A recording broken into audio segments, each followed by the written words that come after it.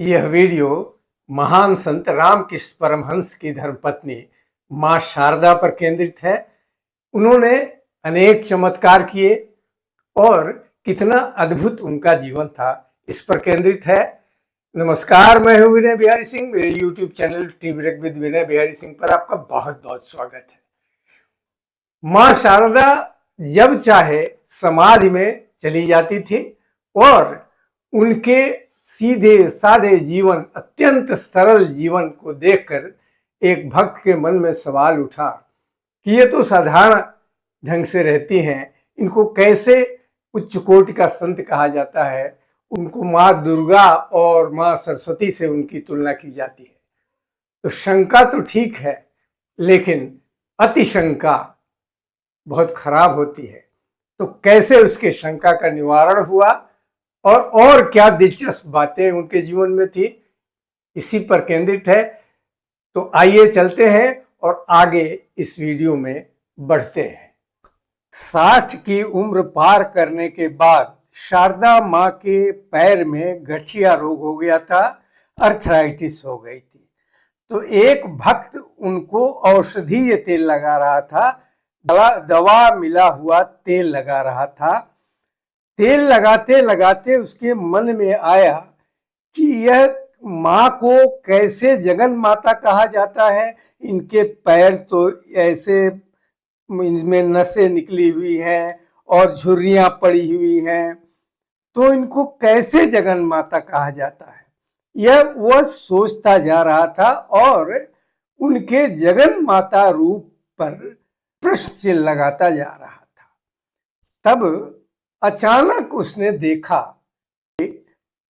शारदा माँ का पैर 16 वर्ष की किशोरी की तरह कोमल और सुंदर हो गया है और पैर में उभरी हुई नसें और जो कुछ टेढ़ा मेढ़ा था वो बिल्कुल सुंदर हो गया और अचानक अद्भुत। उसे बहुत ही आश्चर्य हुआ। बार बार उसने देखा, सच था, बिल्कुल नया, एकदम 16 वर्ष की लड़की जैसा उनका पैर हो गया था। तब उसने माँ शारदा माँ के चेहरे की तरफ अपना सिर उठाकर देखा तो उनके चेहरे के बदले माँ सरस्वती का रूप दिखाई पड़ा। तब वह एकदम चकित और शॉक में आ गया और तत्काल बेहोश हो गया। तब शारदा माँ ने कहा, उसका नाम हरि पुकार का नाम था, हरि क्या हुआ बेटा, उठो उठो। और जैसे ही उसके सिर पर शारदा माँ ने हाथ रखा वह फिर होश में आ गया। और जब फिर उसने चेहरा देखा शारदा माँ का तो वही पुराना रूप और दयामयी माँ का रूप दिखाई पड़ा। दूसरी घटना है कि एक बार शारदा माँ के एक बहुत ही भक्त शीश चंद घटक जयराम बाटी में, उस समय माँ जयराम बाटी में थी और शीश चंद घटक उनसे उनके भक्त थे। तो उनके चरणों में प्रणाम करने के लिए, उनका दर्शन करने के लिए वो जयराम बाटी को चल पड़े। उनके गांव से जयराम बाटी कुछ ही दूर था। उनके साथ उनके एक मित्र भी थे। अचानक शीश चंद घटक को महसूस हुआ कि क्यों न शारदा माँ के पैरों पर कमल चढ़ाएं। तो वहां के तालाबों में कमल के फूल खिले रहते थे, लेकिन जयराम बाटी में किसी तालाब में उन्हें कमल का फूल नहीं मिला। तो उन्होंने अपने मित्र से कहा कि तुम माता के यानी माँ शारदा के घर चलो, मैं घूमता हूँ। तो वो अकेले ही गए और एक तालाब मिल गया पड़ोस के गांव में जिसमें कमल खिला हुआ था, लेकिन पानी में उतरने से हिचक रहे थे कि पता नहीं कैसा पानी होगा। तो उनका मन का भ्रम था। तब तक एक अत्यंत वृद्ध महिला आई। उसने कहा कि बेटा, कमल का फूल चाहते हो और पानी में उतरने से डर रहे हो, मैं तुमको कमल का फूल देती हूँ। और वह महिला तुरंत पानी में उतर गई और 2-3 कमल के फूल तोड़ करके उनको उनके हाथों में दे दिया। तो श्रीचंद घटक बोले कि माँ, आपने इतना परिश्रम किया, मैं कुछ पैसा देना चाहता हूँ। उन्होंने अपने कुर्ते के पॉकेट में हाथ डाला, देखा कि ये तो दूसरा कुर्ता पहन के आया हूँ, जिसमें पैसा था वह कुर्ता तो घर ही पर रह गया।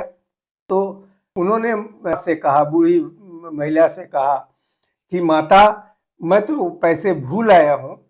तो बूढ़ी महिला ने कहा, वृद्धा ने कहा कि कोई बात नहीं बेटा, शाम को यहीं पर आके दे जाना। और वो श्रीचंद घटक कमल का फूल लेकर जयराम बाटी गए और मां शारदा के चरणों में अर्पित किया और श्रद्धा के साथ उनके साथ कुछ देर रहे। उसके बाद शाम हो गई तो वो वहां से चले और बगल के गांव में जिस तालाब से वो कमल का फूल ले गए थे, वृद्धा को पैसा देने के लिए, क्योंकि उनके मित्र के पास पैसा था। उन्होंने घटना बताई, वो कहा कि तुम मुझे कुछ पैसा दो, मैं गांव जाकर के दे दूंगा। तो मित्र तैयार हो गए।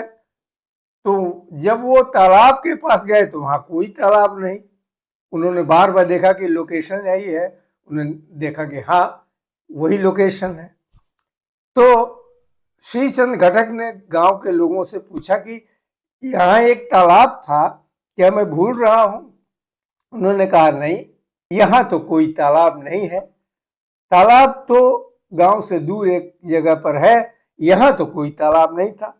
उन्होंने कहा सुबह तो मैं यहीं एक तालाब था और एक बूढ़ी महिला मुझे कमल तोड़ कर दिया, बूढ़ी महिला ने, और तब मैं उसको ले गया। वहां के लोग आश्चर्य में पड़ गए, बोले यहाँ तो कोई तालाब ही नहीं है, आप देखिए, आप सारा गांव घूम आइए। श्रीचंद घटक को शॉक लगा, अरे ये तो मां शारदा की कृपा थी, मां शारदा ने दया करके मुझे अपनी भक्ति को पूरा करने के लिए एक कमल का फूल पैदा कर दिया, तालाब पैदा कर दिया, प्रकट कर दिया। तीसरी घटना है कि एक बार जयराम बाटी में ही मां शारदा थी अपने मैके में, तो वहां पर कोई उनके घर पर फंक्शन हुआ, तो मां शारदा ने और अपने कुछ भक्तों को बुलाया और कहा कि ठीक है, लोग भी इस फंक्शन में आओ। तो श्रीचंद घटक को भी बुलाया था। श्रीचंद घटक के मन में आया कि आज मां शारदा के घर में होने वाले फंक्शन में जब भोज हो तो वहां मिठाई पीछे पुली मिल जाए तो क्या ही आनंद आ जाए। और संयोग देखिए कि जब वो भोज में खाने के लिए बैठे तो उन्हें सबसे पहले पीठे पुली ही दी गई। पीठे पुली एक बंगाल की मिठाई है। तो वो आश्चर्य और भाव विभोर होकर रोने लगे कि देखो माँ एक छोटी सी भी इच्छा को कितनी आसानी से पूरी कर देती है और ईश्वर की ओर इस तरह मोड़ देती है। अच्छा, माँ शारदा की वो सारे भक्तों से कहती थी कि जीवन में अगर शांति से रहना है, शांति लाना है, तो एक काम करो। क्या?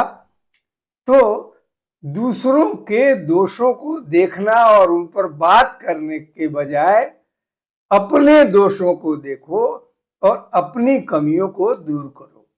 इससे तुम्हारे समूचे जीवन में शांति बनी रहेगी। मां शारदा अपने पतिदेव रामकृष्ण परमहंस की पूजा करती थी, स्तुति करती थी और वही उनके इष्ट देव थे। और आपको जैसा कि पता भी होगा, रामकृष्ण परमहंस ने मां शारदा को, अपनी पत्नी मां शारदा को बाकायदे बैठा करके षोडशी माता के रूप में पूजा की और वो उनको मातृ रूप में ही देखते थे, यद्यपि वे पत्नी थी। मां शारदा दीक्षा देती थी रामकृष्ण परमहंस के महासमाधि के बाद, शरीर छोड़ने के बाद वो दीक्षा देती थी और जिसको दीक्षा देती थी वो भाग्यवान होता था, क्योंकि उसे साधना करते करते ईश्वरानुभूति हो जाती थी। बहुत सारे अद्भुत प्रसंग हैं माँ शारदा के, और वो सचमुच जगन माता थी। नमस्कार।